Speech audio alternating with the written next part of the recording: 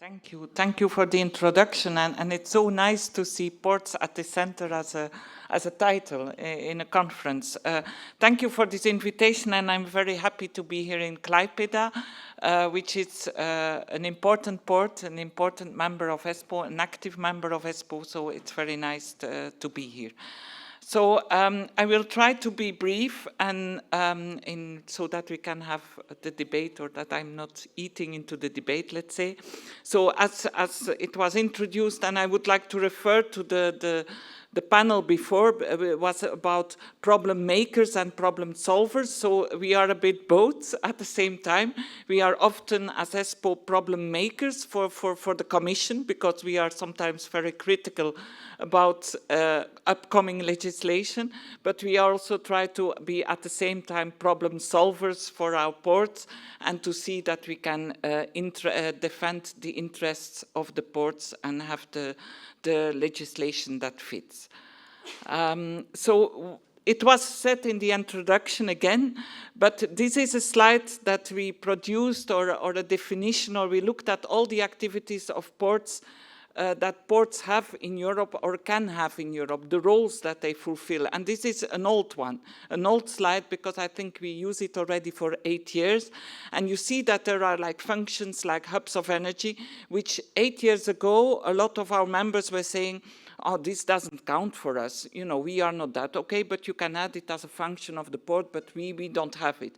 Where nowadays, everyone has it.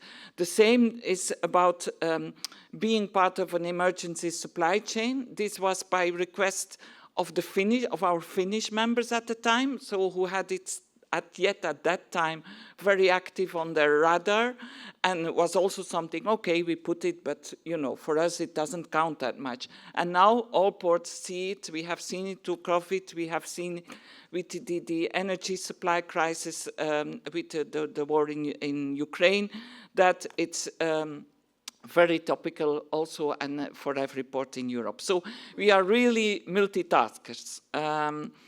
So what I wanted to just different things that I briefly want to go through in the remaining minutes, and I directly dive into it, because if we say the ports are part of the energy transition, or are important ports and energy transition, it is in fact a lot is happening in port, which means that you also, if you do a lot, you emit a lot. And that means that you have to decarbonize the port, but this means not only the port authority, but also mainly all the actors in the port. And then the second thing is that, luckily, we are also part of the solution. So if we want to decarbonize the economy and society, there ports in Europe can play an important role. And it's here again, and I think I can pass to the next slide as well, because in the positive role, ports are mission driven. We are a bit hybrid. Most of the ports are at the same time public, but also commercial. But because they have this public side, they really want to do things, maybe also without a direct return on investment, things that are a bit more difficult. So they do not only look at commercial interest, but this is also very challenging, because they also have to earn their money. They have to also finance the investments and the infrastructure. And then it's also important to know that ports have always been important for energy, also with the fossil energies. So 40% what goes in and out of a port are sources of energy. And this will also be with the new energies, ports will play an equally important role.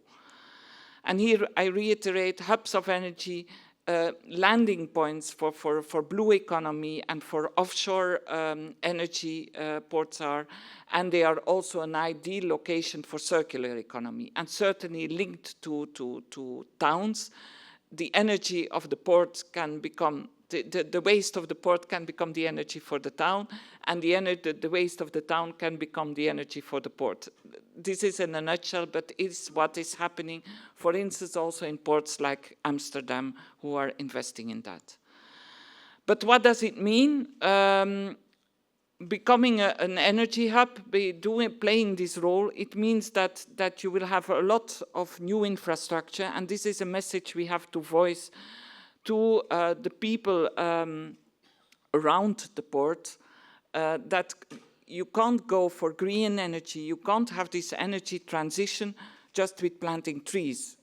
This will mean all the new energies will come with new infrastructure. Not only new infrastructure, but also with a lot of space. We commissioned a study 2 years ago from Royal Haskoning, and who came to one of their conclusions was like for energies like hydrogen, you need 5 times as much space than for the classical energies.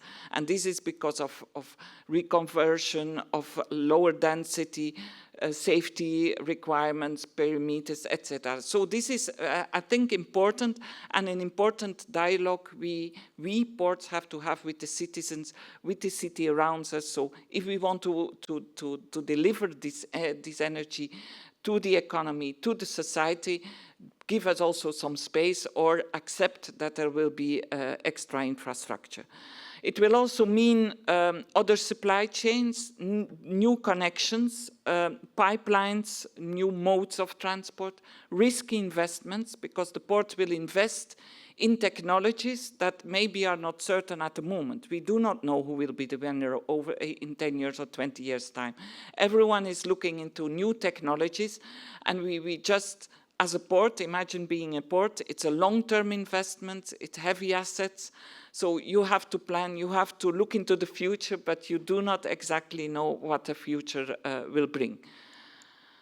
So maritime connectivity, there I'd say, because we will also, as ports, we will not produce it all ourselves, we will also import, some will export, we will import, but maybe from ports outside the EU, so this means that you will also have maybe to partner up with ports outside the EU, and this can be enhanced at EU level with the Global Gateway project.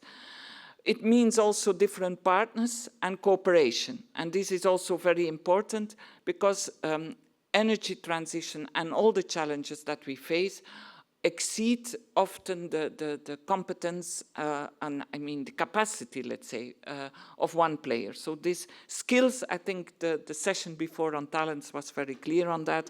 And port governance, this is maybe also an important one to mention. Ports in Europe are mainly in their classical role landlord ports, so terminals, etc., are left to private partners, commercial partners, but we see that in these new roles, and I think Klaipėda, the port of Klaipėda, with their initiatives on hydrogen are a good example. They will take maybe a more proactive role, maybe become an investor, an operator in this whole energy field. So new requirements, and then I look a bit at what are we obliged as ports to do, because it's also a part of the game, and you know the Green Deal, I think everyone knows that, it's net zero, Europe net zero by 2050, Fit for 55, what do you have to do concretely to diminish the emissions by 2030, by 55%. And then I won't explain it in detail, but just for you to know, we have an alternative fuel infrastructure regulation, a new one that has been decided, which obliges ports by 2030 to have onshore power supply at container, at ferry, and at cruise terminals. There are thresholds. You have to have a certain amount of calls per year to have this infrastructure on your terminals.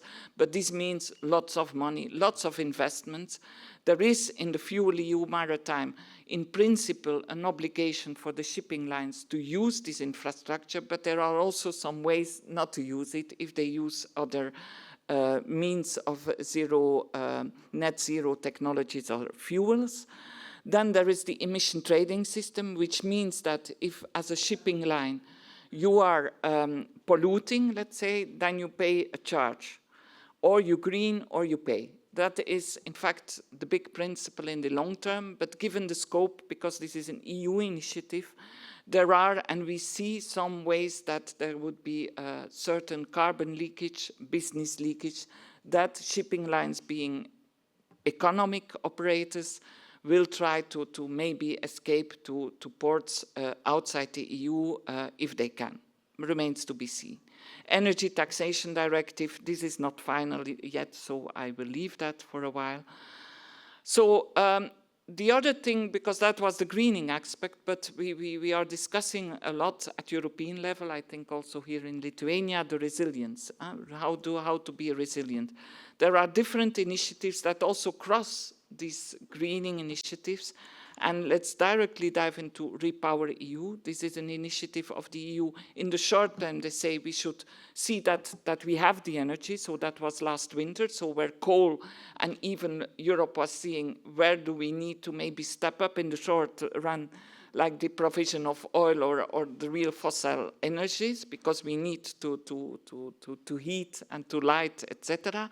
And then in the longer run, we have to enhance the independence from Russia, really speed up this decarbonization. With precise goals, so there we mentioned them, so that is one initiative. The other initiative, which is also very important, is saying we are not only in Europe, but in the whole world, working on decarbonization. This gives a lot of space to new energy, new industries, new economies that come out, new players, etc. Let's see that we as Europe are not giving that away to economies, industries outside Europe. So let's see that we have these industries in Europe. We as ESPO have said, okay, you can look at the production, where do you have these new industries, but let's also speak about the supply chains that come with it. If we want to boost, for instance, offshore energy, wind energy, it's very fine, but if you have a very nice offshore islands in front of your coast, but your ports are not equipped, or the hinterland connections are not there to bring, or from in one direction or another, the wind blades, then you cannot boost this technology. So this is very important as well to see, because also ports can be a location for these new industries. So I leave it here. I maybe just go quickly to some conclusions, but we can discuss further. I think what is important, I will not go into all of these, but we speak now about ports as energy hubs. Does this mean that they are not logistic hubs anymore? No, not at all. So it's and. Ports will do more than before. This is very important to realize. The portfolio of ports is becoming wider. So that is also challenging, also for skills, also for space, for everything. We need this acceptance from the society, the communities around, for this new role, for this wider and more important role. Also to understand that ports are strategic assets. This is very important. But what the good thing is, because you can say it's challenging, ports will need more space, but we can also mean a lot more for the city, because we can be the supplier of the energy. You will have new skills that you can attract to the port. And we will work also to a no pollution port, which means that port and city can probably more easily intertwine. I mean, you won't have the port on one side and the city on the other side in the future, but maybe you can just have it all around. And the final thing as well, I think, is what is very important, is to say that that ports must have the tools, and not all ports in Europe have the tools. So that you must, because you have to develop your strategy long term, but realities are changing overnight, so you have to be flexible, to be able to be resilient, to react to sudden changes. So it's very important to have the tools as Port Authority, and also to count on a legislation that is quite flexible and allows you to react and to help meet the challenges of today and tomorrow. So I leave it here. I have some other slides, but I guess we can discuss and they will be sent later on. Thanks.